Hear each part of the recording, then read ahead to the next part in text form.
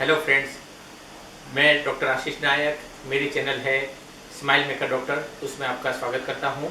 आज मैं आपको जो करंट सिनारियो है कोविड और उसके अंदर अभी जो नया सिनारियो चल रहा है ब्लैक फंगस यानी म्यूकर माइकोसिस, जिसको पहले जाइगोमाइकोसिस नाम से बुलाया जाता था, उसके बहुत रेयर केस होते थे और अभी इस टाइम पे सबसे ज़्यादा आ रहे हैं।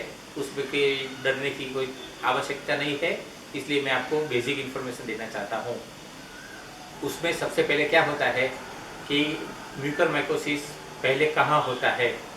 म्यूकरमाइकोसिस सबसे पहले मुंह में होता है, एक तरह का फंगल इन्फेक्शन है। म्यूकरमाइकोसिस मुंह में कहीं भी हो सकता है।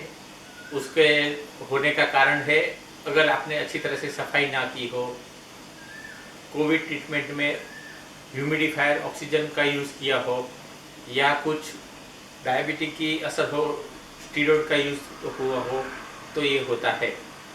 हमारे यहाँ जो पेशेंट आते हैं उसमें कौन से सिम्टम्स होते थे वो सब मैं आपको बताता हूँ। कई पेशेंट हमारे यहाँ जो आते हैं ना, तो हम उसकी पहले हिस्ट्री लेते हैं। उसमें हम कोविड के बारे में पूछते हैं, हॉस्पिटलाइजेशन हुआ था, यूज़ ऑफ स्टीरॉयड हुआ था, डायबिटीज़ की हिस्ट्री है। उसके हिसाब से हम पेशेंट के सिम्टम्स चेक करते हैं।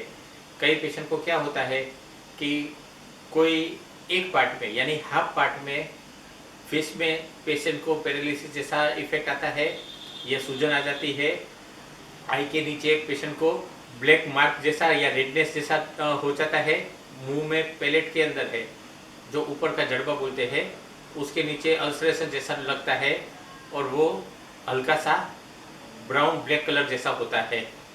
ये सब जो मार्क होते हैं वो कोविड पेशेंट की हिस्ट्री लेते हो तो जिसने कंटिन्यूस ऑक्सीजन का यूज़ किया हो, अच्छी तरह से सफाई ना हो, तो उसमें ये सिम्टम्स ज़्यादा जल्दी से फैलने का यानी कि डिसीज होने के चांसेस ज़्यादा रहते हैं।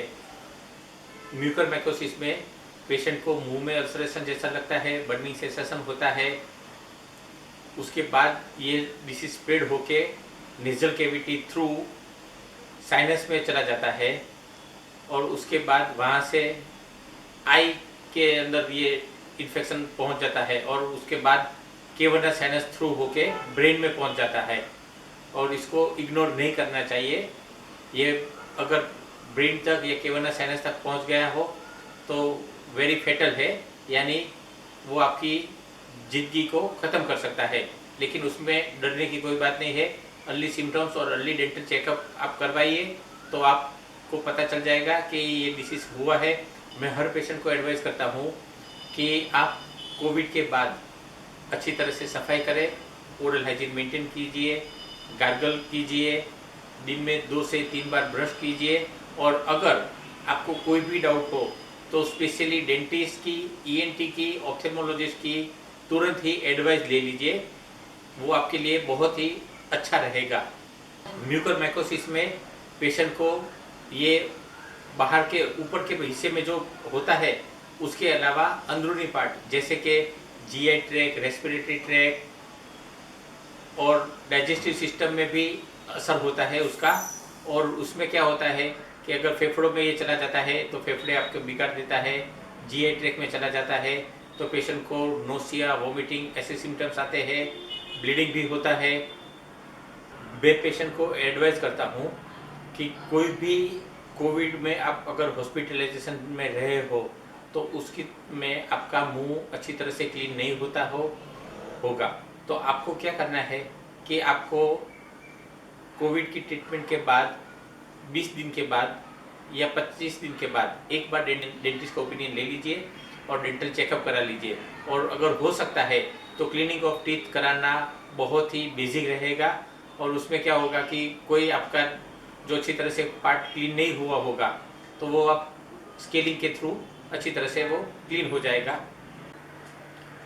म्यूकरमाइकोसिस अगर आपको हो गया है तो उसमें डरने की कोई बात नहीं है। अर्ली स्टेज में होता है तो आप तुरंत ही डॉक्टर की एडवाइस ले लीजिए और उसके अकॉर्डिंग ट्रीटमेंट करा दीजिए। आपको ट्रीटमेंट के लिए सबसे पहले डायग्नोस्टिक प्रोसीजर के लिए आपको एमआरआई कराना होता है, पीएनएस एक्सरे लेना होता है और आपको ब्लड रिपोर्ट कराना होता है। जिस हिसाब से आपका जो एक्सटेंशन होता है एमआरआई में, उसके हिसाब से आपका ट्रीटमेंट प्लान होता है। ऐसा नहीं होता कि जिसको म्यूकरमाइकोसिस हुआ उस सभी में आपका पैलेट निकाल देते हैं, नोज निकाल देते हैं, आई निकाल देते हैं। ऐसा जो आप पेपर में पढ़ते हो उस तरह का नहीं होता। वो होता है, लेकिन कई कई केस में जिस तरह से उसकी एक्सटेंशन हुई हो उस हिसाब से ही वो फैला हुआ होता है। तो आपको उसमें डरने की कोई बात नहीं है। Prevention is better than cure. उसमें आपको जितना जल्दी हो सके उतना आप अपने ऊपर मत रखिए, तुरंत ही डॉक्टर की एडवाइस ले लीजिए। आपने अगर कोविड में हॉस्पिटलाइजेशन हुआ हो या घर पे भी ट्रीटमेंट कराई हो, उस टाइम पे आपने अगर स्टीरॉयड का यूज़ किया हो तो उसमें क्या होता है कि स्टीरॉयड का एडवर्स इफेक्ट होता है। उसमें मुंह पे सूजन आ जाती है, यानी फुल मून शेप टाइप का फेस हो जाता है। तो उसमें कई बार क्या होता है कि पेशेंट पढ़ते हैं कि म्यूकरमाइकोसिस में सूजन आ जाती है, तो वो अंदरूनी डरने लगता है। तो ऐसा पैनिक होने की कोई आवश्यकता नहीं है। आप तुरंत ही डॉक्टर को कंसल्ट कर लीजिए और उसके हिसाब से ट्रीटमेंट स्टार्ट कर दीजिए। ऐसा नहीं है कि सूजन है तो म्यूकरमाइकोसिस ही है। कई बार क्या होता है कि आपने स्टीरॉयड लिया है तो उसकी वजह से भी सूजन आई होती है, तो उसमें कोई दिक्कत की बात नहीं है। ट्रीटमेंट प्लान में म्यूकरमाइकोसिस अगर आपको हो गया है तो उसमें आपको डरने की कोई बात नहीं है। उसमें आप तुरंत ही डॉक्टर जो रहते हैं, जैसे कि dentist, oral surgeon, ENT surgeon, ophthalmologist, उनको आप तुरंत ही कंसल्ट कर लीजिए और जिस तरह से आपका एक्सटेंशन हुआ हो रिगार्डिंग भी आप उसकी ट्रीटमेंट स्टार्ट कर दीजिए।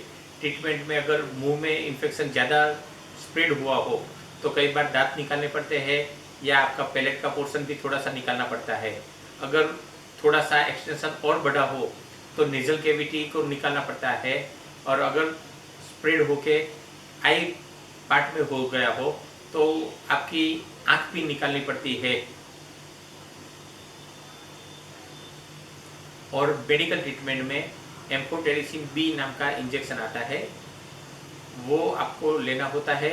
उसकी अभी मार्केट में बहुत दिक्कत है, लेकिन हमारी गवर्नमेंट उसमें ट्राई कर रही है।